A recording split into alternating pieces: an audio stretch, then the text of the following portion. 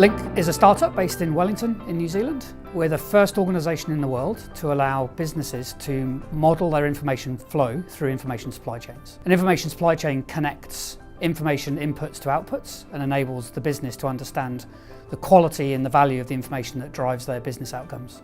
Our perspective is that there are process crimes going on inside every organisation today. So these process crimes are things that are barriers to transformation, especially in the digital transformation space. As a startup, one of the primary considerations is really around resource and how you go as fast as you possibly can.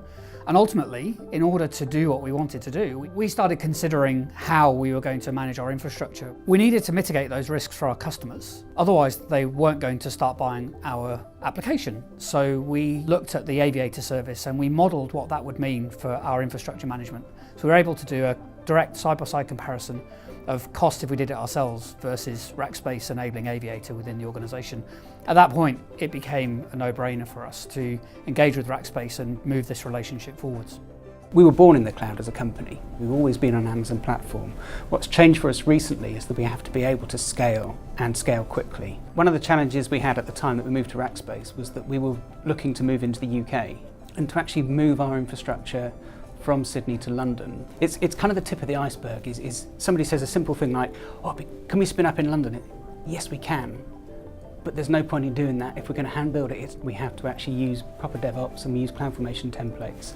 Most modern infrastructure teams are very small compared to the rest of the business. And at that point, actually, it was going to be a lot of work for me to get into CloudFormation templates, or we turned around to the team at Rackspace and they built them for us in a matter of weeks. We could then look through them and say, yes, that's what we've got, and now that's our basis. Originally, we had to define our test environments completely manually, and that would take sometimes up to half a day for us to achieve.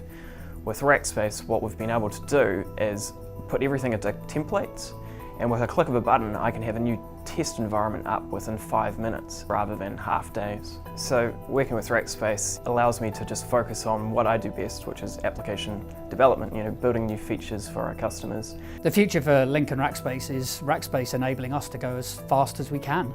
We're able to access expertise internally and benefit from all of the innovation that's going on across Amazon and Rackspace to deliver new capabilities through our infrastructure. So this new environment allows us to scale flexibly with demand from our customer base. We weren't able to do that before. The monitoring is done centrally, so we haven't got to monitor all of our individual machines. So we can react really quickly to load on our platform as we bring more and more customers onto our solution. Rackspace did what they said they were going to do. They gave us a timeline, they gave us a cost, and they delivered to that timeline and that cost. And that's often unusual when you go into these types of engagement. And the other thing is, we thought that fanatical support was just a marketing terminology when we started engaging with them. And through our relationship to date, we've realised that they actually mean that. The whole of their team is fanatical about supporting us. The relationship is personal.